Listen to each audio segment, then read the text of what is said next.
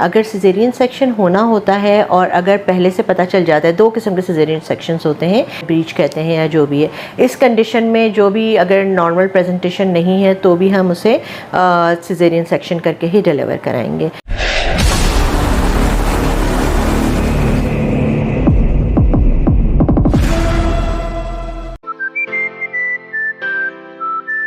अस्सलाम वालेकुम and welcome to our channel Painless TV. मैं हूं शरीफा यास्मीन यानी कि एसवाई, और मेरे साथ यहाँ पर डॉक्टर हिना मौजूद हैं, गायनेकोलॉजिस्ट हैं। हमने प्रेगनेंसी के हवाले से काफ़ी सारे प्रोग्राम्स किए, जिसमें हमने फर्स्ट ट्राइमेस्टर, सेकंड ट्राइमेस्टर और उसके बाद हमने थर्ड ट्राइमेस्टर को भी डिस्कस किया।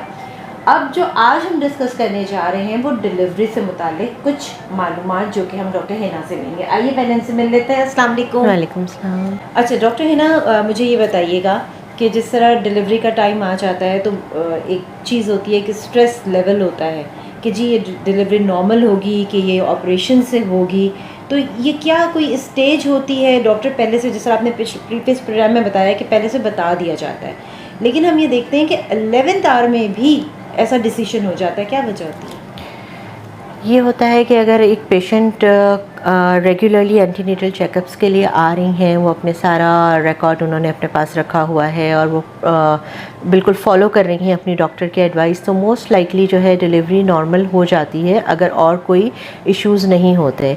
अगर सिजेरियन सेक्शन होना होता है और अगर पहले से पता चल जाता है, दो किस्म के सिजेरियन सेक्शंस होते हैं, एक इलेक्टिव सिजेरियन सेक्शन होता है और एक इमरजेंसी सिजेरियन सेक्शन होता है। जो इलेक्टिव सिजेरियन सेक्शन होता है वो ये होता है कि पहले से बता दिया जाता है पेशेंट को कि उनकी डिलीवरी जो है वो ऑपरेशन से होगी, वो नॉर्मल वजाइनल डिलीवरी नहीं हो सकती उनकी। अब उनके कुछ इंडिकेशंस होते हैं, उसमें ये होता है, एक तो मैंने आपको बताया था कि हम पेल्विमेट्री करते हैं, यानी कि पेल्विक असेसमेंट करते हैं विद आवर फिंगर्स, जिससे हम ये असेस करते हैं कि बेबी का वेट कितना है और जो पेल्विक गर्डल है, जो पेल्विस है पेशेंट का, वो कितना है, कितना खुला है, और वो बेबी उस वेट के साथ डिलीवर हो सकता है वजाइनली या नहीं हो सकता।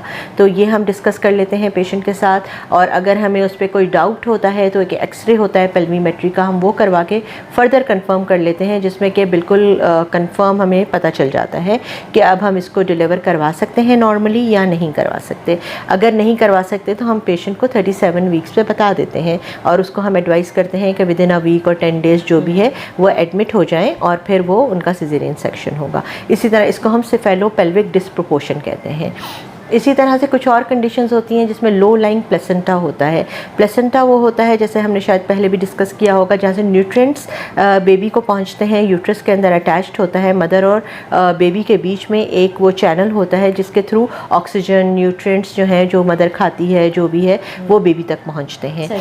तो वो प्लेसेंटा होता है, वो ऊपर की तरफ होता है हमेशा, मतलब कि towards the chest of the mother होता है, लेकिन कुछ कंडीशंस में वो towards the pelvis of the mother आ जाता है, जिसको हम लो लाइंग प्लेसेंटा कहते हैं, या प्लेसेंटा प्रीविया का वो एक टाइप भी होता है। अच्छा। तो अगर वो होता है कंडीशन तो भी हम पहले से, वो भी हमें पहले पता चल जाता है अल्ट्रासाउंड पे, और हम वो पहले से डिसाइड कर लेते हैं कि ये सिजेरियन सेक्शन से डिलीवर होगा, और इसके अलावा कोई और कंडीशन नहीं हो सकती। तीसरी एक और इम्पॉर्टेंट चीज़ होती है मैल प्रेजेंटेशन। मैल प्रेजेंटेशन हम कहते हैं कि जो बेबी की प्रेजेंटिंग पार्ट होता है, बेबी की प्रेजेंटेशन जो नॉर्मली होती है, completely normal, that is longitudinal, यानी कि बेबी का हेड जो है वो टुवर्ड्स पेल्विस होता है और बेबी की legs towards the chest of the mother होती हैं। तो this is the normal cephalic presentation, longitudinal and cephalic presentation. इसके अलावा कोई भी प्रेजेंटेशन हो, चाहे वो ट्रांसवर्स हो जाए, आई मीन हॉरिजॉन्टल हो जाए, या ऑब्लिक हो जाए, या पाँव नीचे आ जाए, सर ऊपर चला जाए, तो उसको हम मैल प्रेजेंटेशन कहते हैं, ब्रीच कहते हैं, या जो भी है। इस कंडीशन में जो भी अगर नॉर्मल प्रेजेंटेशन नहीं है तो भी हम उसे सिजेरियन सेक्शन करके ही डिलीवर कराएंगे। एंड अदर इम्पॉर्टेंट कॉज कि कभी कोई प्रीवियस सर्जरी हुई हो यूट्रस की, जैसे कुछ ख़वातीन में फाइब्रॉइड्स होते हैं, या किसी और रीज़न की वजह से कोई यूट्रस की सर्जरी हुई हो, या कभी कोई उनका यूट्राइन रप्चर हो गया हो प्रीवियस प्रेगनेंसीज़ में, या फिर उनके पहले सिजेरियन सेक्शन से बच्चे डिलीवर होते हों, 1, 2 या 3 सीज़र्स हुए हों, तो उस कंडीशन में हम डेफिनेटली सिजेरियन सेक्शन ही करते हैं। एक सीज़र हुआ हो फिर चांसेस होते हैं, अगर और कोई प्रॉब्लम नहीं है तो फिर हम चांसेस होते हैं कि हम उसको नॉर्मली डिलीवर कराने की कोशिश कर सकते हैं, ट्रायल ऑफ लेबर दे सकते हैं, लेकिन ऐसा नहीं होता। मोस्ट ऑफ द टाइम्स वो सिजेरियन सेक्शन से ही डिलीवर कराना पड़ता है। देन ये तो वो कंडीशंस होती हैं जिसमें हम पहले से बता सकते हैं कि सीज़र होगा।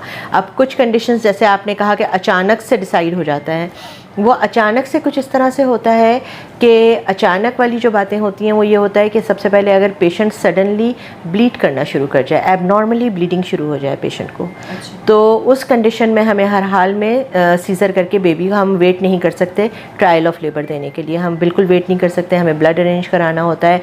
अगर इतनी ब्लीडिंग ज़्यादा हो जाए तो पेशेंट के डेथ होने के चांसेस भी बढ़ जाते हैं, तो इसलिए हमें सिजेरियन सेक्शन से डिलीवरी करवानी पड़ती है। सेकेंडली, अगर ये रप्चर ऑफ मेम्ब्रेन्स हो जाए, मेम्ब्रेन्स वही होती हैं जो एमनियोटिक सैक होता है जिसमें से लीकिंग हो रही होती है, अगर वाटर बैग रप्चर हो गया और पेशेंट प्रॉपर लेबर में नहीं गई है और उसको यूट्राइन कॉन्ट्रैक्शंस स्टार्ट नहीं हो रही हैं, जिसको हम नॉन प्रोग्रेसिव लेबर भी कहते हैं, यानी कि वो प्रोग्रेस नहीं कर रहा नॉर्मली और इस तरह से बीच में स्टक हो गया है, तो उसको भी हमें सिजेरियन सेक्शन से ही डिलीवर कराना पड़ता है। Third is the obstructive labour. Obstructive labour में ये होता है कि बेबी का हेड तो डाउन हो जाता है, नीचे आ जाता है, लेकिन उसको भी वो भी नॉन प्रोग्रेसिव लेबर में ही आता है ऑब्स्ट्रक्टिव लेबर। तो वो ये होता है कि वो बेबी का हेड तो शो कर रहा होता है, लेकिन ये है कि वो प्रोग्रेस नहीं कर रहा होता, नीचे की तरफ नहीं आ रहा होता, कॉन्ट्रैक्शंस रुक जाती हैं, उस कंडीशन में भी हमें डिलीवर कराना पड़ता है सिजेरियन सेक्शन से।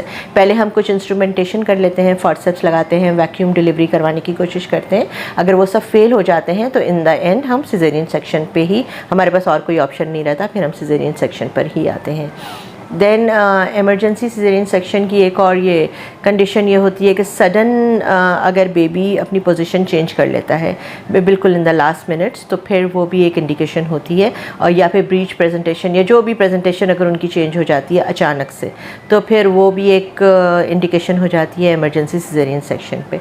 देन हमारे पास पेशेंट्स आती हैं with very high blood pressure, जो कि या प्रेगनेंसी इंड्यूस्ड हाइपरटेंशन के साथ आती है। कभी कभार तो उनको फिट्स पड़ रहे होते हैं जब वो आती हैं, इनके झटके लग रहे होते हैं। That is a very dangerous condition. उसमें बिल्कुल वेट नहीं कर सकते, किसी किस्म का कोई ट्रायल नहीं दे सकते, कोई इंस्ट्रूमेंटेशन नहीं कर सकते, इमीडिएटली उसको हमें शिफ्ट करना पड़ता है थिएटर में और हमें उसको सिजेरियन सेक्शन से डिलीवर करवाना पड़ता है। तो दीज आर फ्यू कॉजेज़ जो कि बहुत इमरजेंसी सिजेरियन सेक्शन के हैं, जिसकी वजह से कुछ और भी बहुत ज़्यादा मेडिकल एंड ऑब्स्टेट्रिकल इंडिकेशंस होती हैं, but these are the most common ones. सही। अच्छा, ये भी बताइएगा कि जिस तरह से कुछ लोग कहते हैं कि जी उसको तो छोटा कट लगा था, मेरी बेटी को तो ऑपरेशन में बड़ा कट लग गया, तो क्या डिफरेंस होता है इसमें? तो उससे क्या फ़र्क पड़ता है, कट छोटा लगे या कोई बड़ा लगे, तो वो तो साइज़ ऑफ द बेबी पे डिपेंड करता है। जो बेबी का साइज़ होगा जिसमें कंफर्टेबली बेबी बाहर आ सकता है, कोई एग्जैक्ट साइज़ नहीं डिसाइडेड होता। कट जो इंसिशन कहते हैं हम उसे, जो इंसिशन होता है उसका कोई साइज़ डिसाइडेड नहीं होता, वो तो साइज़ ऑफ द बेबी पे डिपेंड करता है। बेबी के हेड को पैल्पेट करके हम साइज़ देखते हैं, जितना बड़ा आपका बेबी होगा उतना बड़ा इंसिशन होगा आपका। सही। तो ये लोगों में ये फिर एक वो होती है कि कंपेयर करते हैं कि जी उसका भी, तो वो आप बेबी के साइज़ को कंपेयर करें, आप अपनी जो मदर है उसके साइज़ को कंपेयर करें, बेबी के साइज़ को कंपेयर करें, उसकी क्या कंडीशन है, इसकी क्या कंडीशन है, और छोटे और बड़े इंसिशन से फ़र्क क्या पड़ता है, कुछ भी नहीं पड़ता। सही।